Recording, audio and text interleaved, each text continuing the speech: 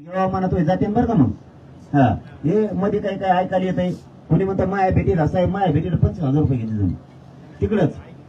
आणि मी इथं पडून आहे ना झाडा घालणे बाच्या कवा ये ना तू वशिल्याची गरजच काय झालं बोलायचं. ओके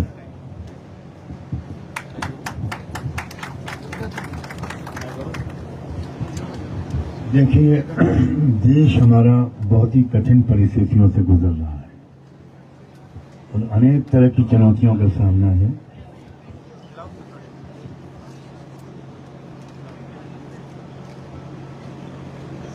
देश के लोग अगर विभाजित होते चले गए तो विदेशी ताकतों के षड्यंत्र का मुकाबला नहीं कर पाए.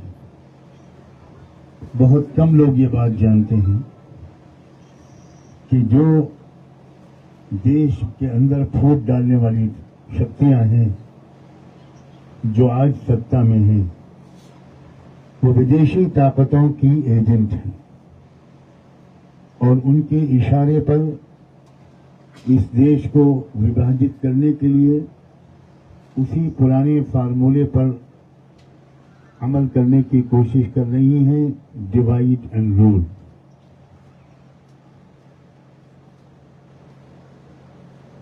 महाराष्ट्र देश का बहुत से पहलुओं से मोस्ट इंपॉर्टेंट स्टेट है. फाइनेंशियल कैपिटल है, मगर यह भी दुख की बात है कि महाराष्ट्र का कैपिटल गुजरात शिफ्ट किया जा रहा है. ये महाराष्ट्र की अस्मिता का भी सवाल है और महाराष्ट्र की जो हिस्ट्री है वो आपस के प्रेम की है, सद्भाव की है, आपसी सौहार्द की है. छत्रपति शिवाजी महाराज की पूरी सही हिस्ट्री ये बात बताती है कि उनके तोपखाने के जो इंचार्ज थे वो इब्राहिम खान थे और उनको सबसे ज्यादा जो विश्वास था वो उन मुसलमानों पर था जो उनके दरमियान और मुगल बादशाही के दरमियान वो मीडिएशन का काम करते थे. महाराष्ट्र देश के लिए एक मिसाल हुआ करता था आपस की मोहब्बत और सद्भावना का. लेकिन संघ परिवार ने और उनके एजेंटों ने भारतवासियों को धर्म की बुनियाद पर धर्म का नाम लेकर धर्म के खिलाफ चलते हुए, वो चाहे हिंदू धर्म हो, वो चाहे इस्लाम हो, वो चाहे बौद्ध धर्म हो, चाहे क्रिश्चियनिटी हो, चाहे बाबा गुरु नानक की शिक्षाएं हो, सबके खिलाफ चलते हुए उन्होंने देशवासियों को आपस में बांटा और लड़ाया. मैं पिछले 40 साल से पूरे देश में गरीबों, मजदूरों, किसानों, महिलाओं, दबे कुचले लोगों, शेड्यूल कास्ट के लोग हों, ट्राइबल लोग हों, एससी एसटी हों, अल्पसंख्यक के लोग हों, मुस्लिम हों, क्रिश्चियंस हों, सिख हों, उनको इकट्ठा करने का प्रयास कर रहा हूं. और मुझे इस बात की बहुत खुशी है कि अगर मीडिया हमारे साथ जरा सा सच बोलने का बर्ताव कर लेता. यहाँ मीडिया के दोस्त अब मौजूद हैं, मैं उनसे निवेदन करता हूं कि बहुत बोल चुके झूठ आप अब थोड़ा सच का भी अनुभव करना शुरू कीजिए. देश का किसान, वो देश जो सोना उगलता है, उस देश के किसान को आत्महत्या करनी पड़े, क्या इससे बड़ा भी कोई शर्म की बात है? फिर सबसे ज्यादा आत्महत्या करने वाले किसान महाराष्ट्र में हैं. कितनी शर्म की बात है. सारी दौलत पूंजीपतियों को दी जा रही है, सारी फॉर्मेलिटीज अडानी और अंबानी को सारी कैपिटल दिया जा रहा है और किसान जो सारे देश को का अन्नदाता है वो किसान भूखा मर रहा है और आत्महत्या कर रहा है. जो देश की जो असली समस्याएं हैं, रियल इश्यूज, उनको एड्रेस करने के बजाय कभी मंदिर का मसला उठाया जाता है, कभी मस्जिद का, कभी मणिपुर में क्रिश्चियंस का नरसंहार किया जाता है, जेनोसाइड किया जाता है। आप सोचिए जरा, रियल इश्यूज हमारे देश में क्या हैं, क्या हो रहा है हमारे देश में। एक दलित बूढ़ा अपनी बारात लेकर वो घोड़ी पर चढ़कर नहीं जा सकता। ये वो भारत है जिसके संविधान में समता, इक्वलिटी, भाईचारा, जस्टिस सब कुछ उसके प्रेम्बल में लिखा है। बाबा साहब अम्बेडकर की लीडरशिप में 250 लोगों ने या उनसे भी ज्यादा ने, जो कॉन्स्टिट्यूएंट असेंबली के लोग थे, 2.5 साल की विचार विमर्श और डिबेट के बाद उन्होंने जो संविधान बनाया था वो it is one of the best constitutions in the world undoubted. मैं एक लॉ का स्टूडेंट भी रहा हूं। मैंने दुनिया भर के संविधान पढ़े हैं, अमेरिका, यूरोप के सब मुल्क, सब जगह गया भी हूं। मैं फख्र के साथ कहता हूं कि भारत के संविधान जैसा कोई संविधान अभी तक मुझे अपनी नजरों से नहीं मिला। एक शब्द पर बहस होती थी। जो लोग बहस करते थे वो अपनी संतानों और परिवारों के लिए नहीं करते थे, वो भारत के किसानों के लिए करते थे, भारत के मजदूरों और महिलाओं के लिए करते थे, भारत के मजलूम और दबे कुचले समाज के लिए करते थे। महाराष्ट्र की एक तारीख है कि उसने लीडिंग रोल प्ले किया है। ये बात महाराष्ट्र वालों को समझनी चाहिए। बड़े बड़े लीडर्स जिनके विचारों से हो सकता है हम में से कुछ लोग सहमत भी ना हो, लेकिन वो इसी महाराष्ट्र की धरती से पैदा हुए, तो मालूम होता है कि महाराष्ट्र की धरती में एक क्रांतिकारी क्षमता और सलाहियत मौजूद है। मैं यूपी का रहने वाला हूं, इसलिए मराठी में आपसे नहीं बोल पा रहा हूं, माफी चाहता हूं। लेकिन आज हम दोनों के दरमियान एक ये भी फैक्ट हुआ है कि ये मुझे मराठी सिखाएंगे, मैं इनको हिंदी सिखाऊंगा, ताकि पूरे देश में जाकर ये संबोधित कर सकें। इन्होंने मुझे बताया कि हरियाणा मुझे बुलाया गया, मैं इसलिए नहीं गया कि मैं हिंदी नहीं बोल सकता। मुझे और भी जगह बुलाया गया, मैंने कहा जब तक आप हिंदी अच्छी नहीं बोलेंगे तब तक मैं आपको ट्रांसलेट करने के लिए हर जगह जाऊंगा, आपकी बातों का अनुवाद करूंगा। मैं जरंगी पाटिल की शक्ल में ये जो इन्होंने एक पूरा आंदोलन खड़ा किया और मैंने उस सिलसिले में जो मालूमात की, और हमारे राज रतन अम्बेडकर बहुत पुराने दोस्त थे, बहुत पुराने साथी हैं और बहुत अटूट विश्वास है हम दोनों को एक दूसरे के ऊपर। फिर हम दोनों ने आपस में भी विचार विमर्श किया। मुझे ऐसा लगा कि जरंगी पाटिल की शक्ल में भारत को एक नया गांधी मिलने जा रहा है। भारत को जरंगी पाटिल की शक्ल में भारत को एक नए बाबा साहब डॉक्टर अम्बेडकर मिलने वाले हैं। जरंगी पाटिल की शक्ल में भारत को एक नए मौलाना अबुल कलाम आजाद मिलने वाले हैं। हम सबको मिलकर इस भारत को उन ऊंचाइयों तक पहुंचाना है जिन ऊंचाइयों तक पहुंचाने की क्षमता परमेश्वर ने भारत की धरती में रखी है। मैं दुनिया भर में गया हूं, तकरीबन मैंने दुनिया में ऐसे देश देखे जिनमें आध्यात्मिकता की क्षमता तो है लेकिन साइंस और टेक्नोलॉजी की नहीं है, या कुछ ऐसे देश हैं जिनमें साइंस और टेक्नोलॉजी की सलाहियत तो है लेकिन इसकी स्पिरिचुअलिटी और आध्यात्मिकता की सलाहियत नहीं है।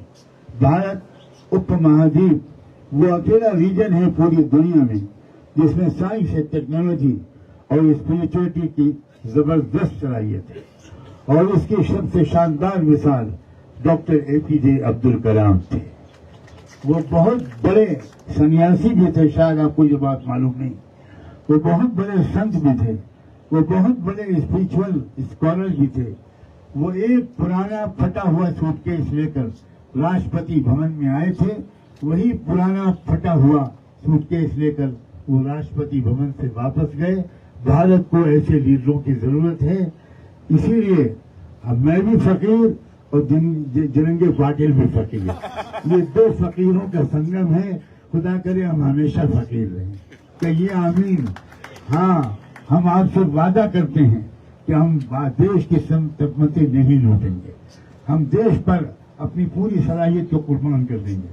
महाराष्ट्र की जनता से, यहाँ मौजूद सारे मीडिया के माध्यम से मेरी अपील है कि आने वाले चुनाव में आप पूरे देश महाराष्ट्र के लोग खुद फैसला करें, फाशीवादी ताकतों को कमजोर करना देश के हित में है कि नहीं है। जो लोग इस देश को तोड़ना चाह रहे हैं और जो लोग नफरत के सौदागर हैं, जो लोग नफरत का एजेंडा देश में फैला रहे हैं, लड़ा रहे हैं, ओबीसी को उनके अधिकार नहीं देते, दलितों को उनके अधिकार नहीं देते। आप सोचिए, दलित दूल्हा को, दलित इंसान को मूछा रखने की इजाजत नहीं है। ये कौन से धर्म में है भाई? ये कौन से संविधान में है?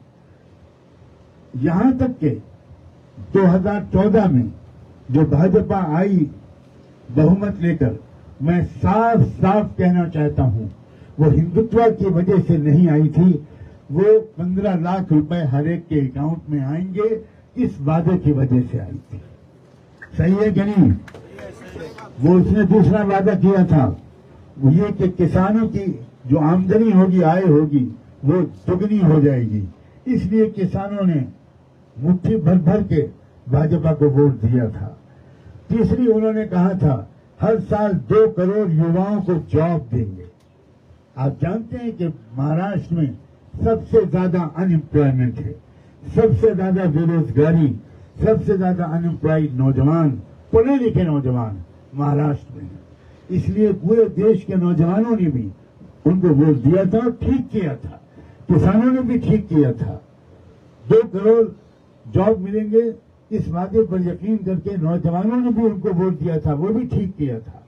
15 लाख रुपए हर भारतीय के अकाउंट में आएंगे इस वादे पर यकीन करके वोट दिया था, ये भी ठीक किया था। लेकिन फिर क्या हुआ? किसी के अकाउंट में 15 लाख आए, 2 करोड़ जॉब तो क्या मिलते, 3.5 करोड़ नौजवानों की जॉब जा चुके हैं। ये सरकारी आंकड़ा है। क्या हालत हो गई है देश की? किसान आत्महत्या कर रहा है, नौजवान आत्महत्या कर रहे हैं, जॉब नहीं मिल रहा है। आमदनी दोगुनी क्या होगी किसान की? किसानों को दिल्ली में साल सवा साल प्रोटेस्ट के लिए बैठना पड़ा और 750 किसानों ने अपनी जान दी। आप सोचिए जरा, जब 2019 आया तो ये वादे नहीं काम आ सकते थे। इसलिए इस वादे को हमारे प्रधानमंत्री ने कहीं नहीं दोहराया, इसके बजाय उन्होंने पुलवामा का ड्रामा किया। पुलवामा के ड्रामे के जरिए से देश को उन्होंने बेहोश किया और उसके नतीजे में उन्होंने क्या किया? उसके नतीजे में जाहिर है कि देश की एक मानसिकता बनी और फिर लोगों ने उसके हिसाब से गुस्से में आकर वोट डाला और सही किया।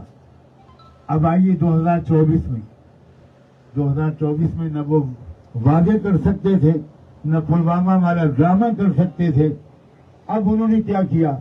अब उन्होंने कहा कि अब अगर तुमने चुनाव में कांग्रेस को वोट दिया तो कांग्रेस तुम्हारी 2 भैंसों में से 1 भैंस ले जाएगी और 1 भैंस मुसलमान को दे देगी। दुनिया की सबसे बड़ी डेमोक्रेसी का प्राइम मिनिस्टर इतनी जाहिलाना बात कर रहा है, हर भारत के नागरिक का सर शर्म से झुक गया। उन्होंने दूसरी बात क्या कही? महिलाओं से कहा कि अगर तुमने कांग्रेस को वोट दिया तो फिर वो तुम्हारे गले से कांग्रेस वाले मंगलसूत्र खींच के ले जाएंगे और वो भी मुस्लिम महिलाओं को दे देंगे। क्या वक्त नहीं आ गया है कि देश को ऐसे जाहिल, ऐसे फाशीवादी लोगों से छुटकारा दिलाया जाए? मैं जरंगे पाटिल की हिम्मत को दाद देता हूं और हमारी 2-2.5 घंटे की मीटिंग में जो बात स्पष्ट रूप से तय हुई है, वो ये बात तय हुई है, बहुत साफ लफ्जों में मैं बताना चाहता हूं। हम लिखित रूप में भी एक डिक्लेरेशन इशू करने वाले हैं।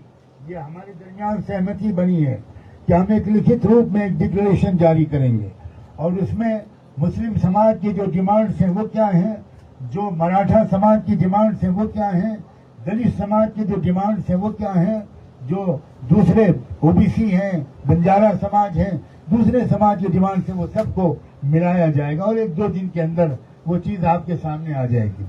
और एक एक कॉन्स्टिट्यूंसी पर हम लोग आपस के विचार विमर्श के साथ, आपस की सहमति के साथ, और ये देश की तारीख में शायद पहली बार होने जा रहा है, एक एक सीट पर हम लोग आपस के मशवरे और विचार विमर्श के जरिए से हम किसी एक कैंडिडेट को सपोर्ट करने का ऐलान करेंगे, ताकि वोट डिवाइड न हो। हम सब मजलूमों का, हम सब लोगों का जिनके संवैधानिक अधिकार छीने गए हैं और जिनकी महिलाओं की बेइज्जती रोज की जा रही है, जिन किसानों का, जो अल्पसंख्यक समाज है, जो मराठा समाज है, जो दलित समाज है और दूसरे और वो समाज, उन सब से विचार विमर्श करके एक साझा एक ऐलान इशू करेंगे। वही हमारा कॉमन मिनिमम प्रोग्राम होगा और उसी के मुताबिक हम आपस में कैंडिडेट्स की लिस्ट शेयर करके और हर सीट पर किसी एक उम्मीदवार को सपोर्ट हम सब करेंगे।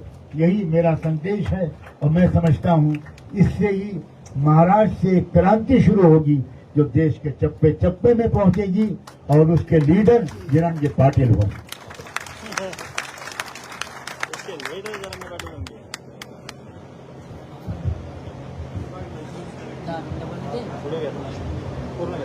हमें क्यों नहीं लगता कि इनके साथ जाना चाहिए? आप इस सवाल का जवाब दीजिए। इसलिए लगा कि इन्होंने नफ्स पर हाथ रखा है। मराठा, मुस्लिम, दलित, अगर महाराष्ट्र में समीकरण मजबूत हो गया तो इससे एक बहुत ही पॉजिटिव मैसेज पूरे देश में जाएगा। यहाँ की मराठा आबादी बहुत मजबूत है, बड़ी आबादी है उसकी, और उसके अंदर भी ऊपर की लेयर और गरीब ये तकसीम है। किसको रिजर्वेशन आरक्षण मिला है, किसको नहीं मिला, आप मुझसे ज्यादा जानते हैं।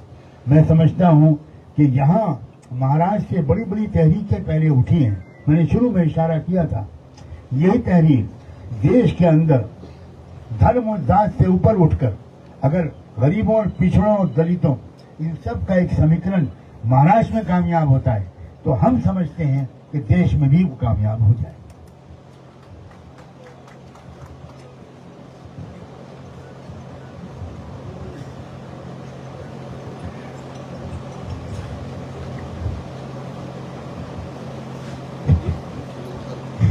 आज ही चला जाएगा मैसेज पूरा, बाद में क्या लेके जाएंगे? मेरा आना ही मैसेज है, आप अभी मुझे पहचानते नहीं है।